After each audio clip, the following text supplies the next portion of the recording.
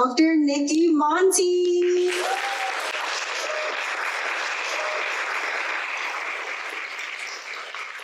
Hi, I'm a psychotherapist, and over the years, I have listened to thousands and thousands of heartbreak stories, and I've had a few doozies of my own. And I'm here to tell you that heartbreak is the best thing that can happen to you, seriously, which is cool because heartbreak is inevitable. Now, as you follow along, I invite you to think of some of your own heartbreaks as I speak of it. Okay, heartbreak starts in childhood. You remember when you were a kid and you didn't get invited to that perfect party, or you didn't get picked for the team, or maybe you got bullied, or maybe there was family trauma or love losses. In the face of our experiences, myths appear, personal myths, like some grow wings. My father's a saint. And some grow horns. I don't belong. I'll never be enough. It turns out these personal myths guide our lives. Now, mine started, my horn myth, in Europe. Yeah, my mother must have told me this story a dozen times, 2 dozen times, I don't know. She wanted a boy, and she was gonna have a boy. Even my father promised her a boy. So when I was born and she found out she had this beautiful baby girl, my mom's first comment was, shit. Okay, thanks, Mom, nice story. Okay, the next thing that happened was that my father left. I was around 4 years old, and I remember standing on the back of our California rental home, and he was talking about how he didn't want to go, but he had to go, so whatever. And then he looked me in the eye and he said, I promise though, I'll be back. I promise. Even at 4 years old, I knew he was lying. You know, kids know stuff. And then my mom shipped me off to boarding school. I was just under 7 years old, and I lived at boarding school from 2nd grade to 12th grade, 11 years. Okay, from these beautiful stories, I assumed I made my own myth up, and that was, I love broken, unlovable throwaway. As a boarding school kid, I started mastering the fine art of people-pleasing and pretending, and by 8 years old, I set my sights on becoming a famous actor, imagining that if the whole world loved me, that would prove I was lovable. But here's the secret. All the love in the world doesn't matter if you don't love yourself. In college, I began to try to outrun my unlovability ache by numbing with the addictions that followed me for years and years afterwards. Alcohol, drugs, sex, work, food. And then in my New York acting years, I made the most disgusting, horrible, dangerous life choices. And finally I thought, well, you know, I bet if I move to another city, it'll all be better. So I went back to Los Angeles. Well, of course it wasn't better. I took my aches and my addictions with me. But I didn't know then that everywhere we go, there we are. Okay, so finally in Los Angeles, something great did really happen. I had this best friend, and she was an actor, and she was also my pot-smoking drinking buddy, and she got sober. Oh, okay, well, I'll try that. But for me, waking up was, oh my God, there was kicking and screaming and yelling. I mean, all this ugly stuff that had been buried inside was coming to the surface, and it was awful. Though it was also kind of magical, that first year of sobriety, because I got surprised by things. For instance, my lifelong acting dream just fell away. And instead, I decided to go back to school to become a therapist. Now, at this point in the story, I'm 5 years sober, and I have this very healthy therapy practice. And I meet this bigger-than-life, very eccentric, 20 years sober man named Monti, and Oh, yeah, okay. All the pieces are falling into place. Yeah, I got this. Okay, there were a few red flag glitches between us. Just a few. Like self-awareness, he didn't have it. And shared areas of interest, we didn't have any. And spiritual and political differences. Okay, there was that 14-year age gap. But, who cares? Because when Conrad met me, he idealized me, and he loved me absolutely, and sure, that would be enough to fix those gaps. So, 5 months to the day we married. I like to call it compulsive unite. Our 33-year marriage was full of fury, and fantasy, and secrets, literally, and emotional. But through it all, I was the center of Conrad's universe, and he loved me completely. Unfortunately, that complete love did not help me, and did not stop me from keeping one emotional foot out the door the whole time. But I blamed him for that too. I mean, if only he were more financially and sexually better, or if he at least had some emotional depth, then I'd be fine. So I helped him for years. I prodded and poked and helped him towards the changes I knew he should make that never really happened. And then finally, he got definitely up. And it was in that 18, those awful cancer months, that I changed my tune. No more complaining, no more criticizing, no more expectations. I let go of thinking that I had all the answers, and I got present to the here, now. Here and on. That final year with Conrad was the best year of an entire relationship. Look, changing my behaviors and my thinking was a long road for me. In fact, my all-time low had already happened back in New York years ago when I met Jose in our neighborhood dive bar. Talk about looking for love in all the wrong places. So anyway, when I met Jose, I misunderstood his charismatic bravado but confidence. And then the beatings began. Many's the time I found myself face down on the muddy carpet outside the apartment where I'd been thrown.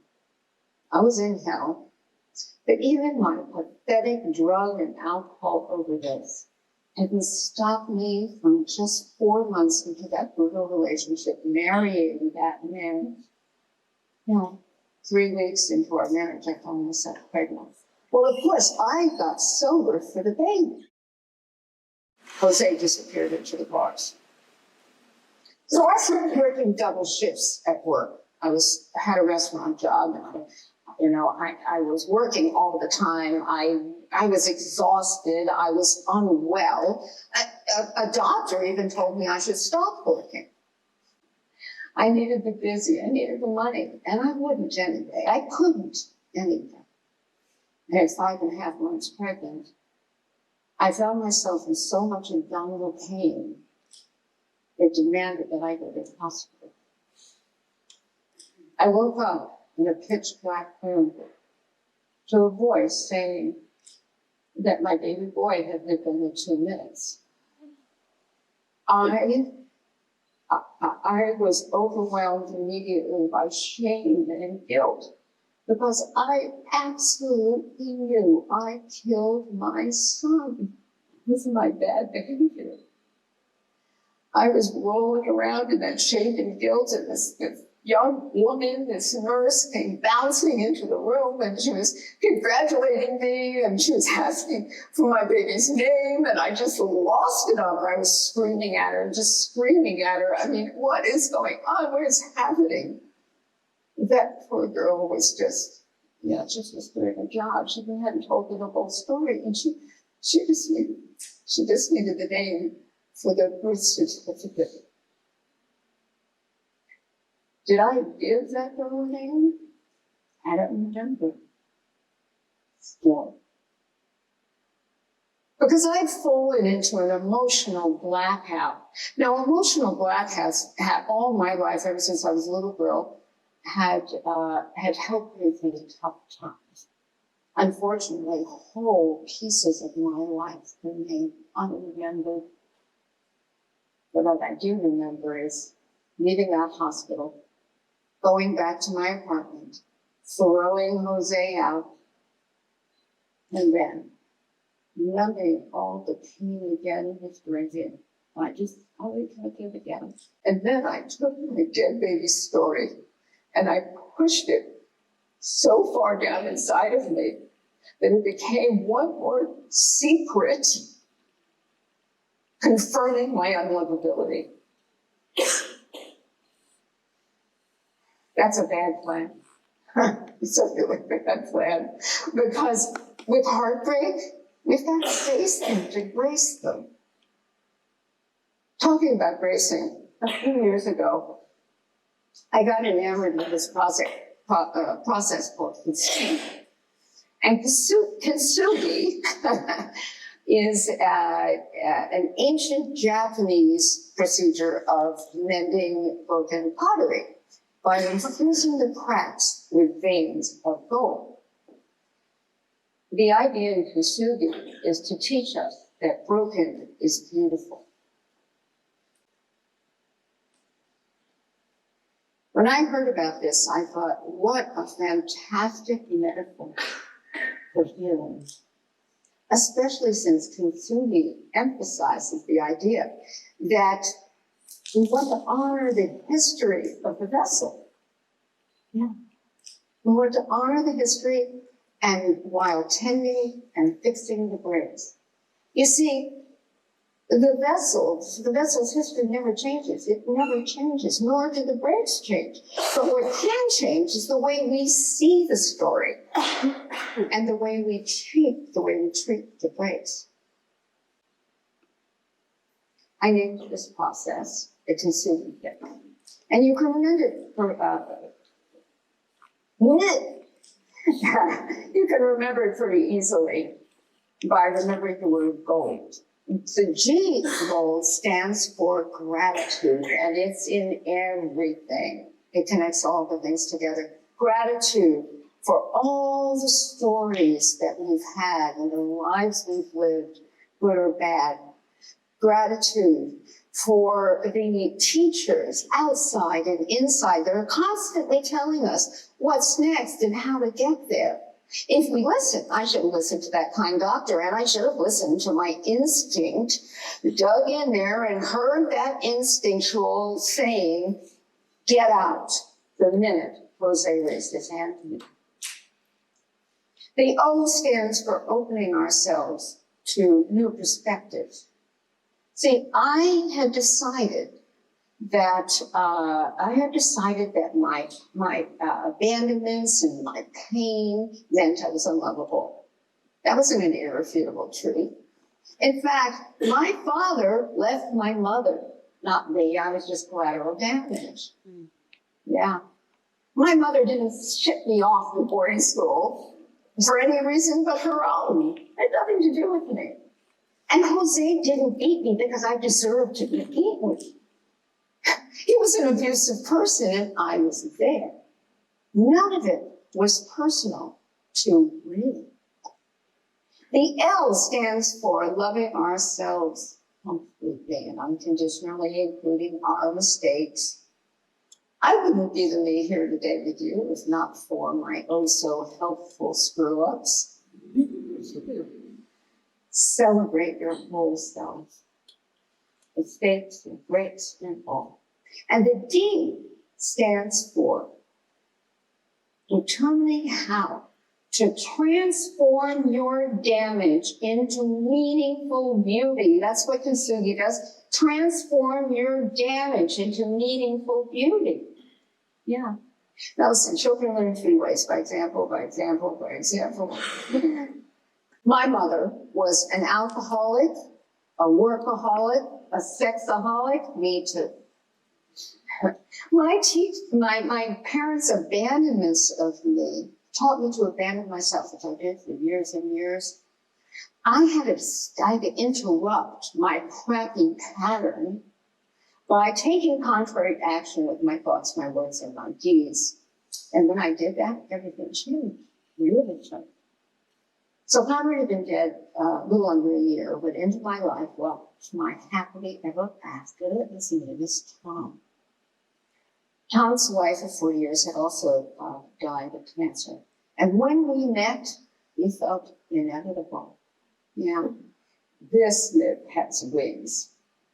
So the first hour we were together, he said to me, look, I don't know if this is going to be our only date, if we're going to move into something more meaningful. But I'd like us to make a promise to each other. No matter what, we're going to be completely honest. We're going to not put on airs, not pretend to be people we're not. And in that moment, I made a decision. And I was going to put down my don't trust, love sword and take a leap of faith into authentic, whole vulnerability. Now, that terrifying decision happened not because Tom arrived, but because I had already transformed my damage into meaningful beauty. And that transformation invited in the amazing Tom. Jose reflected my self-hatred. Conrad reflected my fear, my terror, my real intimacy. And now Tom reflects my confident, authentic, whole vulnerability. We attract who we are. Heartbreak opens us to the kind of pain that can transform into this beautiful, beautiful compassion, the compassion that lights up our humanity, the humanity that lets us connect deeply to self and connect to others. And we need more connection in the world today, right? But we are responsible, each of us, for making that connection happen. We're the stone thrown in the center of the pond, and our splash ripples outward. You have the power to feel whole well-being, and well-being leads to well-doing, and well-doing leads to a better world. Yes, heartbreak is inevitable, but leaning in instead of running away offers more promise than pain. Face your fears. Treasure your tears. Know that your broken parts have sacred beauty.